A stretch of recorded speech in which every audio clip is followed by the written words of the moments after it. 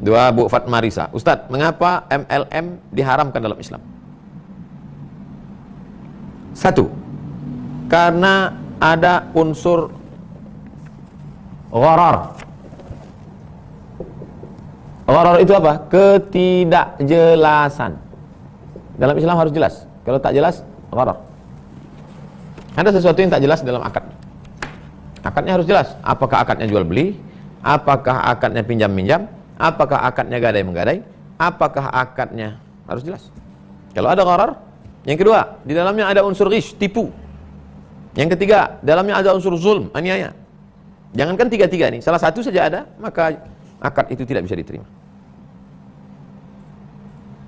Nanti kalau kamu tanamkan ini 1 juta, kamu bisa punya anak buah sekian, kamu akan dapat poin menjadi 5 juta, kamu nanti akan menjadi 10 juta, kamu akan menjadi 100 juta, kamu akan liburan naik pesawat pribadi, lambungkannya ke atas. Dan orang tidak pernah terpikir bagaimana kalau tidak berhasil mendapatkan follower. Duitku yang DP 1 juta tadi kemana? Padahal sebetulnya duit orang yang paling bawah tadi dikumpulkan 1 juta. Kalau dapat 1 juta orang, 1 juta kali 1 juta. 1 juta kali 1 juta, membayangkan nolnya sudah banyak sekali.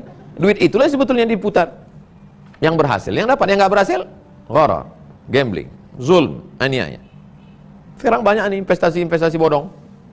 Masuk 3 juta, masuk 1 juta, nanti 10 bulan akan jadi 13 juta. Masuk, akhirnya berkumpul orang. 100 orang saja sudah 100 juta. 1000 orang kali 1 juta sudah 1 miliar. Lalu kemudian duit itu diputar, putar bulan pertama dapat, putar bulan kedua, apalagi kalau ini putarannya setahun. Endapkan uang 1 juta, tunggu setahun. Orang nunggu setahun, padahal duit itu sudah diputar. Begitu udah kumpul, lari. Masyarakat kita ini sedang susah. Orang susah ini suka mengawang-awang. Disesatkan jin aja senang, apalagi disesatkan orang. Jangan mau tertipu. Multi level marketing sering saya sampaikan. Sebuah penelitian ilmiah di Universitas Islam Muhammad bin Saud di Riyadh, ditulis oleh Dr. Hussein Ash-Shahrani dengan disertasi yang berjudul At-Taswiq At-Tijari fil Fiqhil Islami, marketing dalam pandangan Islam, dan ada salah satu sub pembahasannya tentang MLM. Jelas? Beliau memberikan kesimpulan setelah panjang lebar, kata beliau, dari seluruh fatwa ulama dunia, lembaga fatwa dunia, saya belum menemukan satu pun lembaga fatwa kaum muslimin dunia yang menghalalkan MLM. Semuanya mengharamkan. Jelas? Maka dari mana munculnya syariah lagi fatwanya? Wallahu ta'ala. Karena ini mengandung unsur riba dan unsur judi. Ya. Rinciannya, ribanya adalah ketika seorang peserta multi level marketing tadi, dia membeli barang dan diiming-imingi bonus sekian miliar. Harga barang cuma 1 juta, bonus 1 miliar. Apakah dia akan lihat nilai barang ini layak atau tidak, bagus atau tidak? Akan dilihat? Pasti tidak. Matanya jadi buta dengan 1 miliar. Ya, berarti barang hanya kedok. Intinya tukar uang 1 juta dengan 1 miliar. Ini apa namanya? Riba. Kemudian yang dapat 1 miliar, apakah seluruh peserta? Tidak. Kalau dapat, tutup dia lagi. Yang dapat dari hitungan matematis beliau sekitar 4% dari 96 dari 100%. Berarti 96% tidak dapat, 4% dapat. Untung-untungan dengan nasib-nasiban 50 dapat, 50 tidak dalam judi biasa. Umpamanya judi koin. Kamu pilih koin ini, beliau pilih koin ini. Sama-sama ngasih 1 juta 1 juta. Siapa yang keluar dapat, bisa Anda, bisa dia dapat. Lalu dilempar ke atas. Berapa persentase untung ruginya? 50-50. Haram atau tidak ini? Haram judi, padahal kemungkinan dapatnya 50%. Tapi kemungkinan tidak dapatnya juga 50%, haram dan judi. Ya, kalau ini kemungkinan dapatnya 4%, 96 tidak dapat. Ini judi atau apa namanya? Bukan judi lagi namanya, ini pembodohan. Tapi kalau dibilang bodoh, dia nggak mau bilang bodoh. Masa saya dibilang bodoh sama Syekh Rohandi kan? Memang pembodohan. Ya. Jelas? Wallahu ta'ala. Sebenarnya multi level marketing itu tidak dilarang dalam syariat kita. Orang mendapatkan fee karena memasarkan itu boleh. Cuman yang dilarang itu bagian ini, gharar dalam transaksi itu. Contohnya Pak, saya seorang developer membuka 100 unit lahan, ada sekian hektar, saya kapling-kapling jadi 100 unit. Datang broker, Pak saya boleh nggak ikut jualin? Oh silakan. Syaratnya apa Pak? Kamu bayar dulu 50 juta ke saya, nanti silakan kamu pasarkan 100 unit ini selama setahun. Kalau ada yang closing, kamu saya kasih 3%. Akhirnya dia setuju, dia bayar ke saya 50 juta, tak tunggu, silakan pasarkan selama setahun. Jika dalam waktu setahun nggak ada yang laku, dia rugi berapa? Kalau ternyata banyak yang laku, tutup bahkan dapat untung. Maka praktek di sini gharar. MLM kenapa bermasalah? Waktu dia daftar bayar, sudah? Bayar itu dapat apa?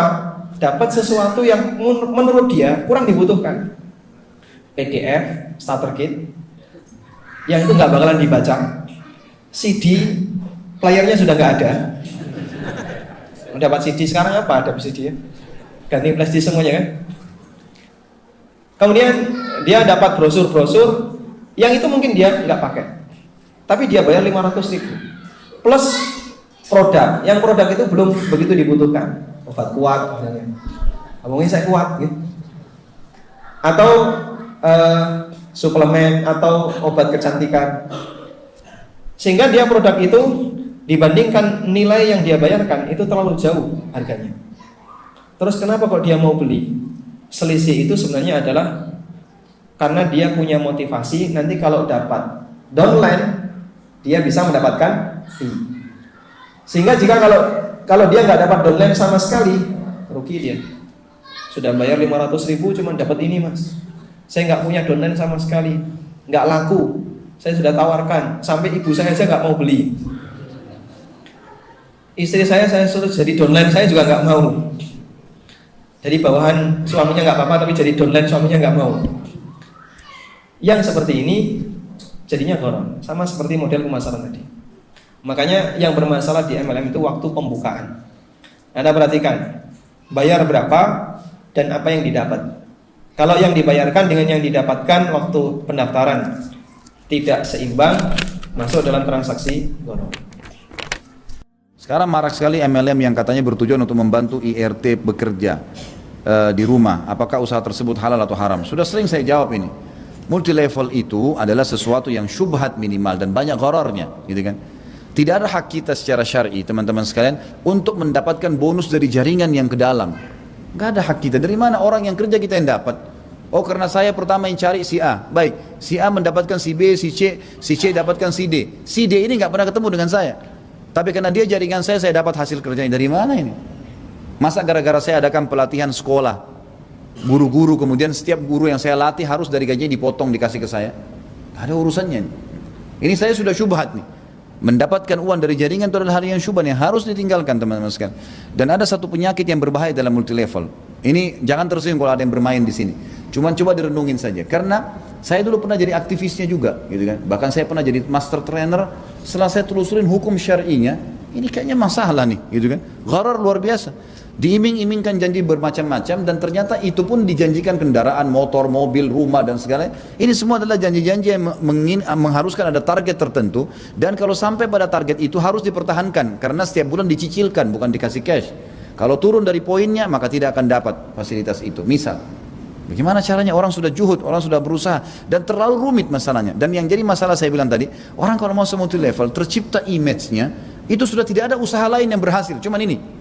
Susah dia untuk keluar. Coba renungin deh. Sampai dulu saya pernah mengalami secara kejiwaan itu. Jadi kita menganggap setiap orang bicara apapun kecil. Udah, ini yang paling bagus. Kita kembali prospek dia lagi, gitu kan. Menganggap kita yang paling hebat. Padahal produknya untungnya berapa? Berapa banyak kerugian dan waktu yang dihabiskan, gitu kan. Berapa orang yang sukses coba? Berapa orang yang dapat mobil tuh? Bahkan saya waktu itu berhenti, akhirnya saya keluar karena saya mendapatkan ternyata data-data dari beberapa orang yang sudah sampai pada tingkat tinggi. Ini orang yang didatangkan untuk bicara di panggung, dusta ternyata, ada kedustaan. Kedustaan itu ternyata dia bukan orang prestasi tapi dikasih mobil BMW, disuruh tampil, cuma dia motivator, teriak-teriak supaya orang lain mau ikut. Padahal dia dikasih dikasih oleh perusahaan sebagai promo untuk menunjukkan kalau orang lain dia bisa nih. Padahal sebenarnya tidak seperti itu. Ada teman-teman saya sampai dapat mobil iya, tapi mobil itu pun saya tanya, antum dibeliin cash setelah omset sekian miliar? Enggak. Saya dikasih cicilan, setiap bulan dikasih sekitar 3 atau 4 juta cicilan, bayar cicilan mobil. Kalau poin tidak tercapai, maka akan tidak mendapatkan cicilan itu. Jadi akhirnya ada unsur-unsur itu, gitu kan? Ada unsur-unsur itu. Banyak hal syubhat yang berbahaya, kita jadi tidak bisa berkembang, teman-teman. Saya malah setelah terlepas dari situ, saya melihat wacana untuk bisnis jadi luas sekali. Tidak terfokus kepada produk itu saja, gitu kan? Ini sampai kemana-mana hanya itu saja yang dianggap yang paling berhasil. Belum lagi kita bicara kualitas produk. Seringkali dimultilevelkan, ini tidak semuanya, tapi seringkali yang dimultilevelkan itu adalah produk-produk yang dasarnya di pasaran tidak bisa jalan tanpa multilevel, gitu kan? Kalau dia pakai pasaran, dia bersaing normal, itu nggak bisa orang beli karena kualitasnya kurang, gitu. Dan seterusnya lah, terlalu banyak hal. Maka saran saya pribadi, saya tidak menyalahkan, saran saya pribadi jangan terikat dengan itu. Lebih baik bisnis dengan yang normal, yang biasa saja sesuai dengan syariat, yang tidak ada syubhatnya sehingga jauh lebih aman. Assalamualaikum. Waalaikumsalam. Baik, selawatnya apa? Allahumma sholli ala sayyidina Muhammad. Sallallahu alaihi. Dengan Bapak siapa, dari mana? Lukman dari Tasikmalaya. Baik, Bapak bisa bertanya langsung pada Buya. Buya, Assalamualaikum. Assalamualaikum warahmatullahi wabarakatuh. Semoga Buya sehat selalu dan semuanya. Amin. Alhamdulillah, Masya Allah. Terima kasih.